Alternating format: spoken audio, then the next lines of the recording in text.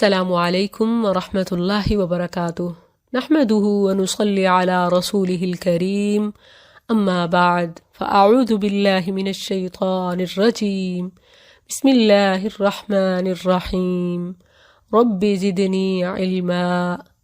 الحمدللہ آج دورہ قرآن کلاس میں ہم پارہ نمبر 23 پڑھ رہے ہیں۔ وما لیا سورہ یاسین ہے۔ ابتدا میں ایک ایسی قوم کا ذکر کیا جن کی طرف رسولوں کو بھیجا گیا، مگر انہوں نے نہ صرف جھٹلایا بلکہ جان کے درپے ہو گئے۔ اسی اسنا میں شہر کے دور کنارے سے ایک مرد مومن، مرد صالح دوڑتا ہوا آیا اور کہنے لگا، اے میری قوم، یہ بالکل ٹھیک کہہ رہے ہیں، آخر ہم ان کی بات کیوں نہ مانیں۔ اس کی دعوت سے یہ پارہ شروع ہو رہا ہے۔ وَمَا لِيَ لَا أَعْبُدُ، اور مجھے کیا ہے کہ میں اس کی عبادت نہ کروں جس نے مجھے پیدا کیا اور اسی کی طرف تم لوٹائے جاؤ گے۔ أَأَتَّخِذُ مِن دُونِهِ، کیا میں اس کے سوا ایسے معبود بنا لوں کہ اگر رحمان میرے بارے میں کسی نقصان کا ارادہ کرے تو ان کی سفارش میرے کسی کام نہ آئے گی اور نہ وہ مجھے بچائیں گے۔ یقیناً میں تو اس وقت ضرور کھلی گمراہی میں ہوں گا۔ انی آمنت بربکم فاسمعون، بے شک میں تمہارے رب پر ایمان لایا ہوں سو مجھ سے سنو۔ اب انداز دیکھیے اس داعی کا، بڑا حکیمانہ اسلوب ہے۔ انہیں مخاطب کرنے کے بجائے اپنے آپ کو مخاطب کر لیا تاکہ وہ چڑ نہ جائیں۔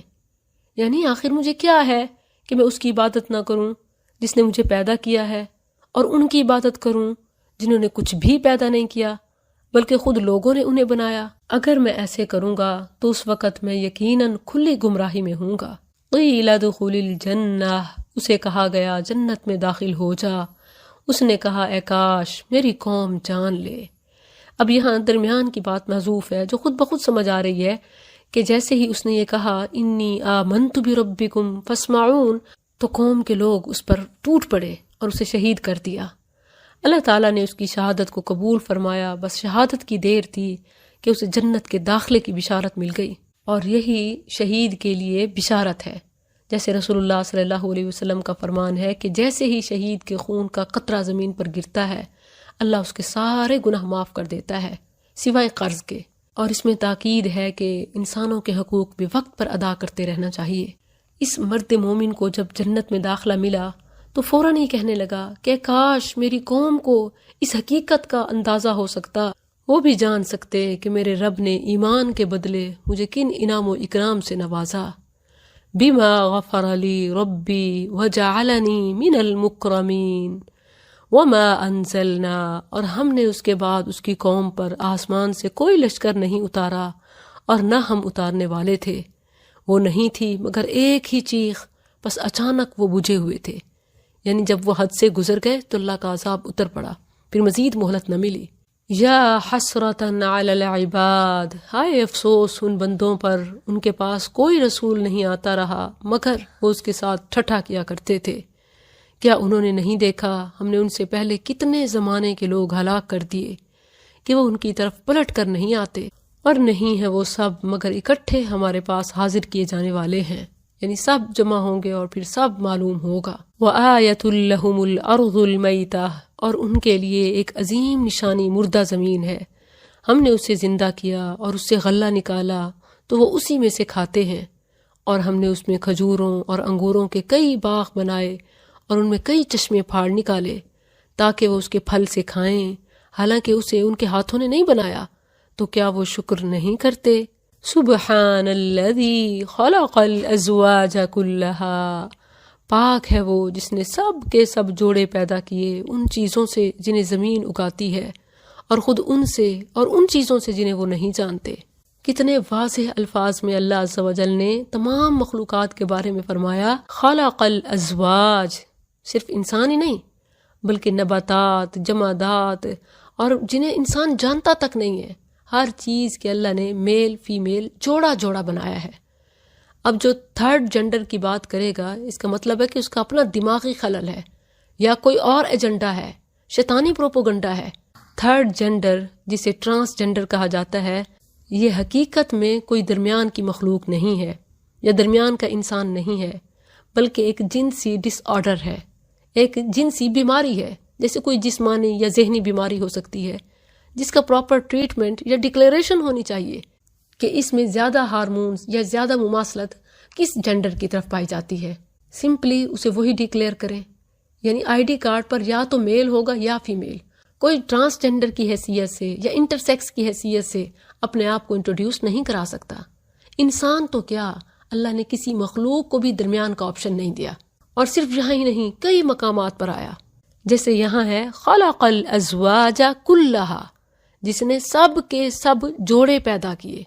اسی طرح الذاریات 49 میں ہے وَمِن كُلِّ شَيْءٍ خَلَقْنَا زَوْجَيْن، اور ہر چیز سے ہم نے 2 قسمیں بنائیں، یعنی نر اور مادہ.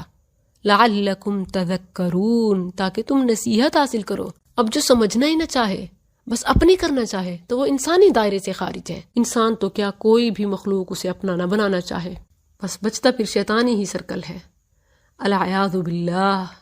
وآیۃ لہم، اور ایک نشانی ان کے لیے رات ہے. ہم اس پر سے دن کو کھینچ اتارتے ہیں تو اچانک وہ اندھیرے میں رہ جانے والے ہوتے ہیں. اس سے معلوم ہوتا ہے کہ زمین پر اصل میں اندھیرا ہے. جب سورج کو کھینچ لیا جاتا ہے تو روشنی ختم ہو جاتی ہے، اور جب سورج طلوع ہوتا ہے تو روشنی پھیل جاتی ہے اور دن ہو جاتا ہے. شمس تجری، اور سورج اپنے ایک ٹھکانے کے لیے چل رہا ہے. یہ اس سب پر غالب، سب کچھ جاننے والے کا اندازہ ہے. اس آیت سے معلوم ہوتا ہے کہ سورج چل رہا ہے. سائنسدان اس کی 2 حرکتیں بیان کرتے ہیں، ایک اس کی اپنے مدار کے گرد حرکت اور دوسری کسی عظیم کہکشاں کے گرد حرکت. واللہ عالم.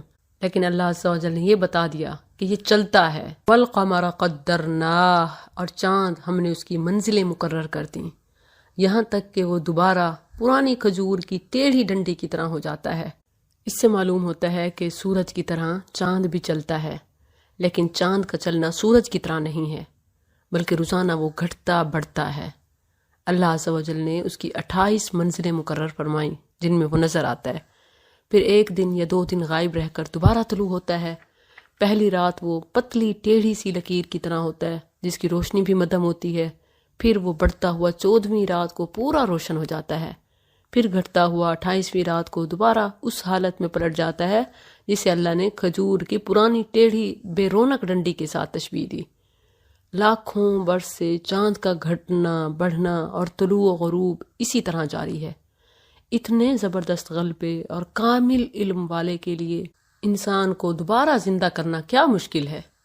لَلشَّمْسُ يَنبَغِي، نہ سورج اس کے لیے لائق ہے کہ چاند کو جا پکڑے، اور نہ رات ہی دن سے پہلے آنے والی ہے، اور سب ایک ایک دائرے میں تیر رہے ہیں. یعنی کیا سورج، کیا چاند اور کیا ستارے، جن میں زمین بھی شامل ہے، ہر ایک کا اپنا اپنا مدار یعنی دائرہ کار ہے جس میں وہ تیر رہا ہے. اور اللہ نے اربوں ستاروں میں سے ہر ایک کا مدار دوسرے سے الگ بنایا ہے، اور ایسا نظام کیا ہے کہ کوئی ستارہ دوسرے کے مدار میں آ کر اس سے نہیں ٹکراتا، بلکہ باقاعدگی سے اپنے مدار میں گھوم رہا ہے، اور یہ نظام قیامت تک چلتا رہے گا. یقیناً یہ اللہ کی بہت بڑی نشانی ہے. وَآیَةٌ لَّهُمْ، اور ایک نشانی ان کے لیے یہ ہے کہ ہم نے ان کی نسل کو بھری ہوئی کشتی میں سوار کیا، اور ہم نے ان کے لیے اس جیسی کئی اور چیزیں بنائی جن پر وہ سوار ہوتے ہیں. یعنی نوح علیہ السلام کی کشتی سے پھر بعد میں ٹیکنالوجی ترقی کرتی گئی، بڑھتی گئی، اور پھر انجنز، اور پھر انسان کی سوچ سے بھی بڑھ کر. یہ سب کس کی طرف سے ہے؟ اللہ نے اپنی طرف نسبت کی. وَخَلَقْنَا، اور ہم نے کیا، اور کوئی اس کے علاوہ اس کا دعوے دار بھی تو نہیں ہے.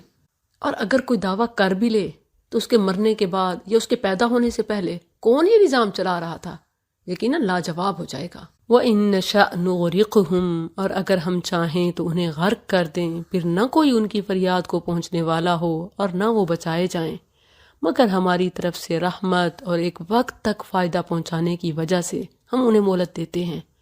اور جب ان سے کہا جاتا ہے بچو اس عذاب سے جو تمہارے سامنے ہے اور جو تمہارے پیچھے ہے تاکہ تم پر رحم کیا جائے، اور ان کے پاس ان کے رب کی نشانیوں میں سے کوئی نشانی نہیں آتی مگر وہ اس سے منہ پھیرنے والے ہوتے ہیں.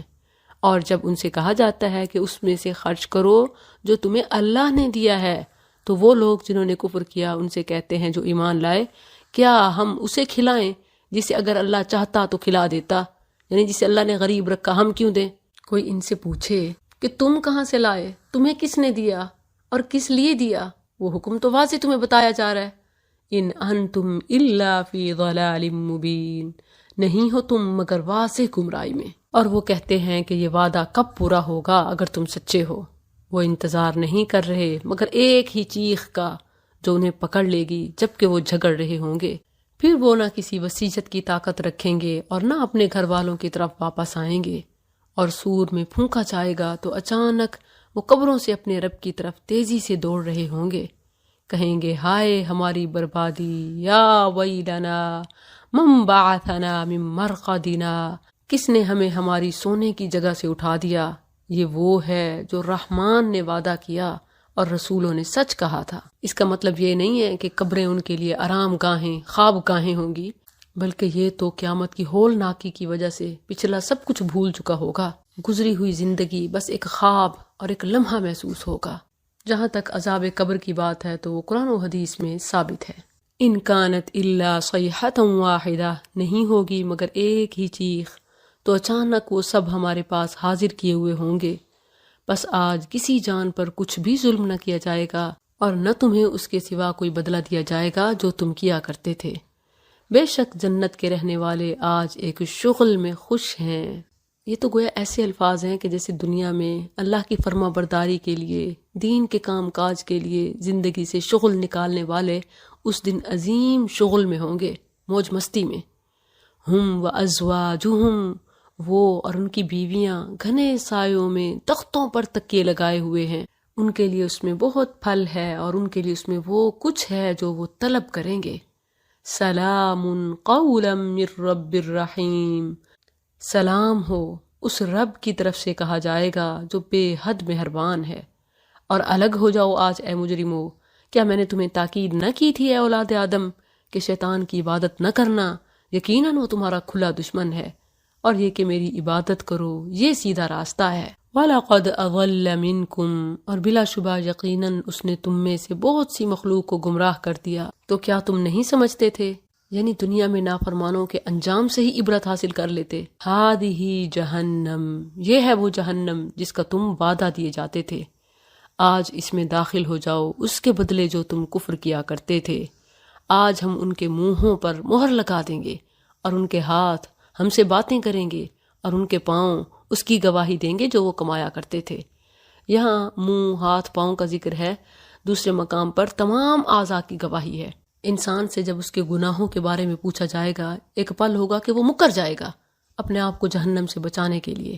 اللہ اس کے منہ کو، زبان کو لاک سیل کر دے گا، اور پھر یہ اعضاء بولیں گے جو کچھ یہ کیا کرتے تھے۔ زبان اپنی چرب زبانی کی، بہتان کی، جھوٹ کی، غیبت کی، کان حرام کاری سننے کی، آنکھیں دیکھنے کی، پاؤں چل کر جانے کے، باڈی کرنے کی، سب اپنی اپنی پرفارمنس کے بارے میں خود بتائیں گے۔ وَلَوْ نَشَاءُ، اور اگر ہم چاہیں تو یقیناً ان کی آنکھیں مٹا دیں، پھر وہ راستے کی طرف بڑھیں تو کیسے دیکھیں گے؟ یعنی دنیا میں نافرمانی کرتے ہوئے اللہ چاہے تو وہیں تباہ کر دے، مگر اللہ کا وعدہ ہے جسے پورا ہونا ہے، اور مہلت ہے جو انہیں سنبھلنے کا بھرپور